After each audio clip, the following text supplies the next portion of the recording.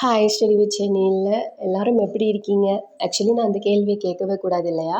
Already exam முடிச்சுட்டு வந்த எல்லாரும் ஒரு மாதிரி ஸ்ட்ரெஸ்லையும், நம்ம தேர்ந்தெடுத்த பாதை சரிதானா, இதுக்கு மேலே என்ன தான் படிக்கணும், 6th-லேருந்து 12th வரைக்கும்னு சொன்னாங்க படித்தோம், ஓல்டு புக்குன்னு சொன்னாங்க படித்தோம், இன்னும் என்ன தான் படிக்கணும், இந்த டிஎன்பிஎஸ்சி நம்மக்கிட்டேருந்து என்ன தான் எதிர்பார்க்குறாங்க, சாதாரண குரூப் 4க்கு வந்துட்டு இவ்வளோ டஃப்பான கொஷின்ஸ் தேவையா அப்படின்னு சொல்லி நிறைய விதமான குழப்பங்கள் மண்டைக்குள்ளே இருக்கலாம்.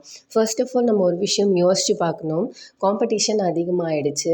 10th குவாலிஃபிகேஷன் அவங்க சொன்னாலும் எழுதுகிறவங்களோட இது பார்த்திங்க அப்படின்னா எம்ஃபில் வரைக்குமே இந்த குரூப் 4 எழுத ஆரம்பிச்சிட்டாங்க. ஸோ அதே மாதிரி இந்த இயர் வந்து பார்த்திங்கன்னா 3000+ வேகன்சிஸ் தான் இருக்குது. ஸோ அவங்க எந்த இடத்துல கை வச்சா அவங்களோட காம்படிஷனை வந்து குறைக்க முடியும்னு யோசித்தா கொஷின் பேப்பரில் மட்டும்தான் டஃப் பண்ண முடியும். ஆனால் இந்த அளவுக்கு தரமாக செய்யணுங்கிறது இல்லை. பட் செஞ்சிட்டாங்க. சரி, ஓகே, நம்ம முடிஞ்சிருச்சு, இதுலேயே உட்காந்துருந்தா நோ யூஸ்.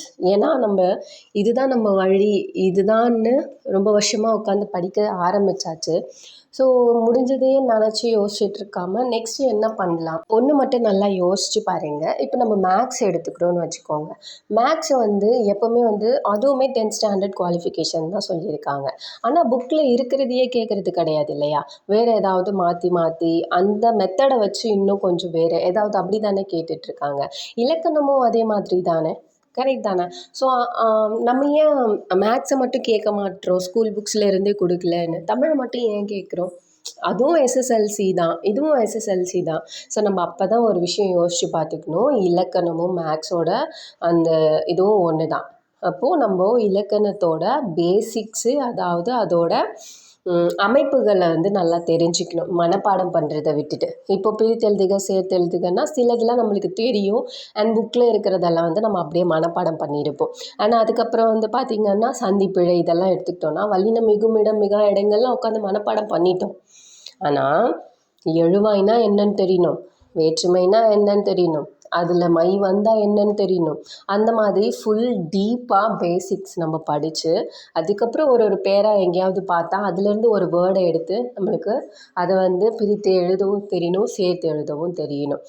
வேர் சொல் அப்படின்னு சொல்லிட்டாங்க. வேர் சொல் வந்து ஈஸியாக தான் இருக்கும், ஏன்னா எல்லாம் கட்டளை இடுற மாதிரி தான் இருக்கணும். அதை வச்சு வினை முற்று வினை எச்சங்கள் இது எல்லாமே வந்து அந்த வார்த்தைகளை படிக்காமல் அதோட இனி 10th 12th படித்த மாதிரி அதோட விதிகளை தான் படிக்கணும். விதிகளை படித்து ஒரு சொல் கொடுத்தாங்கன்னா அது எந்த விதி மூலயமா வந்திருக்குன்னு நம்ம ஃபஸ்ட்டு தெரிஞ்சுக்கணும். நெக்ஸ்ட் இந்த அயர் சொற்கள் இருக்கு இல்லையா, இது நம்ம இந்த ஒரு இடத்துல பார்த்தா அயர் சொற்கள்னு இருக்கா. நெக்ஸ்ட்டு வந்து அழகு 6ல் வந்து போய் பார்த்தீங்கன்னா மொழிபெயர்ப்புன்னு ஒரு 5 கொஷின்ஸ் இருக்குது, அதாவது இங்கிலீஷ் டு தமிழில்.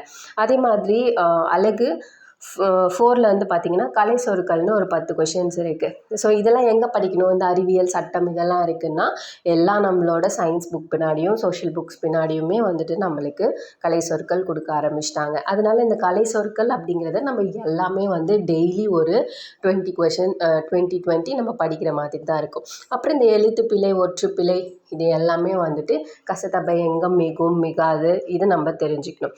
அண்ட் இந்த ஒன்று சொல்லியிருக்கோம் இல்லையா, குறில் நெடில் வேறுபாடு, மயங்கொலிகள், அதுக்கப்புறம் இரு சொற்பொருள் தருக, ஒரு பொருள் தரும் பல சொற்கள், ஒரு பொருள் பன்மொழி, இரு பொருள் குறிக்கும் சொற்கள், பொருள் தருக, இது எல்லாமே சேர்த்து பொருள் தருக தாங்க. என்ன நம்ம ஒரு கொஷினை கொடுத்துட்டு இதோட பொருள் தரணும் அப்படின்னு தான் சொல்லியிருக்காங்க. ஸோ நம்ம ஃபுல்லாத்தையுமே வந்து பொருள் தருகையாக பார்த்துட்டா எல்லாமே முடிஞ்சுது. அதுக்கடுத்து வழுவு சொற்களை வந்து பேச்சு வழக்கில் இருக்கிற சொற்களை நம்மளோட எழுத்து வழக்குலையும், வழுவு சொற்கள், அதுக்கப்புறம் இணைப்பு சொற்கள், அதுக்கப்புறம் மரபு சொற்கள், இது எல்லாமே வந்து நம்ம ஸ்கூல் புக்ஸை தாண்டி வெளியில் வந்து படிக்க ஸ்டார்ட் பண்ண போகிறோம். அதாவது ஸ்கூல் புக்ஸை தாண்டின்னும் போது ஸ்கூல் புக்ஸ் மஸ்ட், அதை முடிச்சுட்டு தான் வெளியில் இருக்கிறது போகணும். இப்போ நம்ம ஆல்ரெடி வந்து ஸ்கூல் புக்ஸாக வந்து ஆல்ரெடி கம்ப்ளீட் பண்ணியிருப்போம். இதுக்கு அடுத்து அட்வான்ஸாக நம்ம வந்து படிக்கணும். அண்ட் வந்து மேக்ஸில் வந்து இம்பார்ட்டன்ஸ் கொடுங்க, நான் ஆல்ரெடி சொன்ன மாதிரி தான். இனி டெய்லி 25 கொஷின்ஸ் எப்படின்னா ஒரு டாப்பிக்லேருந்து 25 கொஷின்ஸ் இல்லாமல் ஓவரால் ரேண்டமாக 25 கொஷின்ஸ் அட்டன் பண்ண முடியுதான்னு பார்க்கணும். பண்ண முடியலன்னா அது ஏன்ட்டு அந்த டாபிக் போய் கற்றுக்கலாம்.